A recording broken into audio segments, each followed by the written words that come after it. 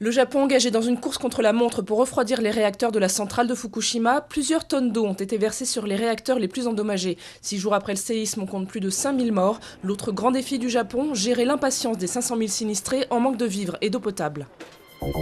Nouvelle encourageante pour Florence Cassé, la Cour suprême du Mexique se déclare compétente pour examiner le recours en révision du procès de la Française, condamnée à 60 ans de prison pour enlèvement. Principal argument de ses défenseurs, la mise en scène de son arrestation devant les caméras en 2005, un fait reconnu par la justice mexicaine.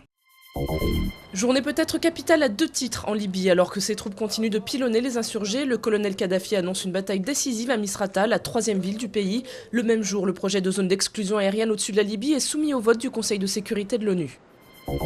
Alcool, drogue, grands excès de vitesse. Depuis le début de l'année en France, c'est la flambée des délits routiers graves. En cause, selon les associations de victimes, l'assouplissement des règles du permis à points qui exclut pourtant ce type d'infraction.